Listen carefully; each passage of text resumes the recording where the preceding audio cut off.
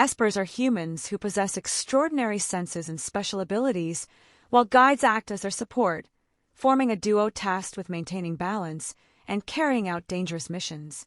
In this context, Eun-hyun was assigned a guide, a man who turned out to be far more serious than he liked, something he hadn't expected. Although his role requires the presence of a guide, Eun-hyun never anticipated that after seeing Jae-woo kiss another Esper, he would start feeling curious about what it would be like to be with a guy. After all, for the guidance to work, the two must establish an intimate connection. Will Eun-hyun give in to the intense attraction between them, or will he keep his distance from the black-haired man due to their professional commitment? Due to the relocation of headquarters, Eun-hyun now found himself in Zone 5, and for the first time, he was assigned a guide. His name was Jae-woo, and though Eun-hyun greeted him politely, he couldn't help feeling uneasy. This wasn't what he had anticipated. He would have preferred a female guide over a man, but he chose not to voice his discontent. The girl in charge explained the features of the place and mentioned their remarkable compatibility rate, which exceeded 80%, something quite unusual, especially in Eun-hyun's case. Because of this, she hoped the two could work well together intimately to ensure the success of their missions. This situation irritated Eun-hyun, who turned away, frustrated at having a male partner. He couldn't help but recall his boss's fury when he had refused to be guided by anyone, a direct violation of the rules. That was the reason for his transfer. Still, he remained determined not to get intimate with anyone, planning to limit himself to small kisses or casual touches with his guide, nothing more. The assignment of a male guide made him suspicious that his boss and others were trying to sabotage his performance. His thoughts were interrupted by Jae-woo, who expressed how honored he was to work with him. After all, Eun-hyun was well known across multiple branches for his outstanding achievements. Reluctantly, Eun-hyun decided to adopt a more cordial attitude. When he shook Jae-woo's hand, the simple contact sent a wave of calm through him. Eun-hyun remarked that he was curious about what it would be like to be guided by him, though he apologized in advance. Since he was a male Esper and not a woman, he figured Jae-woo might find guiding him uncomfortable. When the shorter man didn't respond right away, Eun-hyun kept talking, assuming it must be awkward for him to guide other male Espers. But Jae-woo immediately denied that assumption, stating firmly that it was part of his job and he had no issue with it. Eun-hyun realized his partner was hardworking, but also overly serious, something he found annoying. It felt like a waste for someone with such an attractive face to be so stern.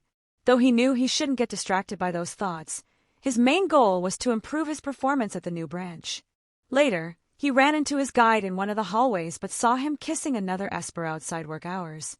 The sight made him think Jae-woo really was into men. Deciding not to linger, he headed back to his room. Meanwhile, Jae-woo pulled away from the Esper he'd been kissing. His shift was over, after all. Even pushing the other man back to keep his distance, aware someone might have seen them. Back in his room, Eun-hyun kept turning over what he'd witnessed, replaying the slightly harsh words he'd said during their introduction. How guiding another man must be disgusting. He laughed at his own clumsiness for voicing that right before hearing Jae-woo knock on his door. Inviting him in, he watched as the guide sat beside him on the bed and placed a hand over his own. The touch made him nervous, especially when he remembered Jae-woo's usual stern expression, the same face he'd just seen flushed while kissing another man. He wondered if the black-haired man could ever look like that with him and couldn't help laughing at the thought.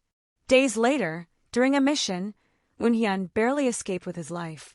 His mind had been distracted, filled with thoughts of his guide and fantasies about him. He longed to see what Jae-woo's face looked like without its usual sternness.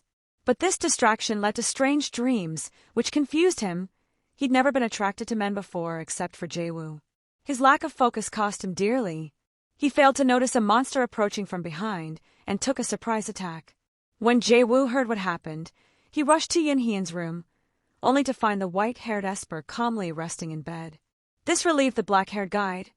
Eun-hyun was a high-level Esper, after all, and could recover quickly as long as he ate and rested properly. So Jae-woo sat in the chair beside the bed, just as Eun-hyun had instructed, and took his hand to guide him. The white-haired man was pleasantly surprised. He hadn't felt ready for intimate guidance, and given the severity of his injuries, he feared his partner might suggest something like this.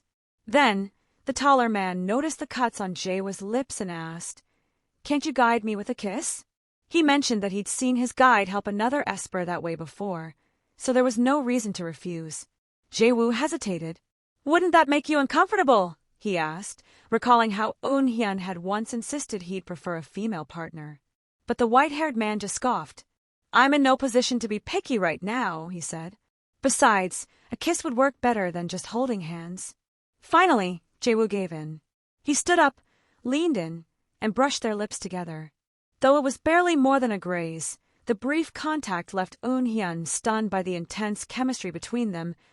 Every time their bodies met, it felt electric. Never enjoyed anything this much, not even with women. Gently, he pushed Jae-woo down onto the bed and straddled him, confessing in a breathless whisper, "This is the first time I've gotten hard just from kissing." His fingers trailed lower. "What am I supposed to do about this problem down here?" Jae-woo tensed. "Take care of it yourself," he suggested, voice strained. But the white-haired man threw another fit, pouting. "That's unfair. You helped others even outside work hours." Eun-hyun's voice dropped, pleading. "It's the first time I felt this good. I want more." Yet the guide hesitated. The age gap nagged at him. He was 21, Eun-hyun 28. But the esper just laughed. "It's not like I'm asking you on a date. This is just physical." Finally, Jae-woo relented, though he set a condition. "Once the guidance is done, it ends here." The older man began preparing himself, but Eun-hyun's impatience made him rush. "Don't take so long," he demanded, shifting onto his hands and knees. The rigid posture dampened Eun-hyun's excitement. It felt too mechanical. Still, the younger man didn't wait. He pushed in, bracing for discomfort, only to find it far better than he'd expected. Encouraged, he moved with growing fervor, barely registering Jae-woo's reactions, until he felt the guide's body begin to tremble beneath him. Eun-hyun turned to see what was happening and found Jae-woo in a pitiful state. The sight left him speechless, so he interlaced their fingers instead, watching as the guide trembled with overwhelmed pleasure. With a teasing smirk, Eun-hyun murmured, "I'm supposed to be the one receiving guidance, not you." "Are you really this sensitive?" The remark deepened Jae-woo's blush. To the white-haired man, this version of him was startlingly adorable. "The more I learn about you," he confessed, "the more fascinating you become." He leaned in to kiss him again, craving more of their closeness, but Jae-woo suddenly gripped his wrist. "Turn off the light," he pleaded. Eun-hyun paused. "Why?" The black-haired man avoided his gaze. "So you won't see my body. I thought you wouldn't like it." Eun-hyun didn't stop moving. "Maybe I don't dislike it," he breathed between thrusts. "Maybe I'm just realizing I like men." They continued until Jae-woo reached his climax a second time. "Wait, the guidance is already complete," he panted. But Eun-hyun refused to pull away. Since Jae-woo hadn't finished even once, he found the situation absurd and insisted they stop, his voice strained. "I'm not ready to keep going. It hurts too much now." That's when Eun-hyun got an idea. He eased the discomfort with his tongue, a solution that flustered Jae-woo beyond words, though he couldn't deny how much better it made him feel. Despite the lingering embarrassment, Jae-woo agreed to continue, either as before or however Eun-hyun preferred, if it would speed things up. The white-haired man removed the condom and took him firmly in hand until Jae-woo climaxed again, this time with an electric jolt that surged through his entire body, a testament to their undeniable chemistry. Overwhelmed by pleasure, the older man pulled Eun-hyun into a feverish kiss, refusing to let go until the esper reached his own climax for the fourth time, that same electrifying sensation leaving them both drenched and breathless. Exhaustion eventually overtook Jae-woo's shame. He lay motionless on the bed, struck by how long it had been since he felt anything so intense. Eun-hyun leaned close and whispered that he wouldn't demand more, not when Jae-woo looked so thoroughly spent, though he did hope they'd continue like this for the next 2 days. Jae-woo groaned at the suggestion before collapsing into a deep sleep. Morning found him curled in Eun-hyun's arms. Memories of their first meeting resurfaced. How he'd admired the white-haired esper's accomplishments, only to blush when their hands touched, that inexplicable spark already unsettling him. As he slipped from Eun-hyun's room, he wondered how they'd ended up here. The man clearly didn't care about their age difference. With a resigned sigh, Jae-woo accepted it. Maybe he could enjoy this while it lasted.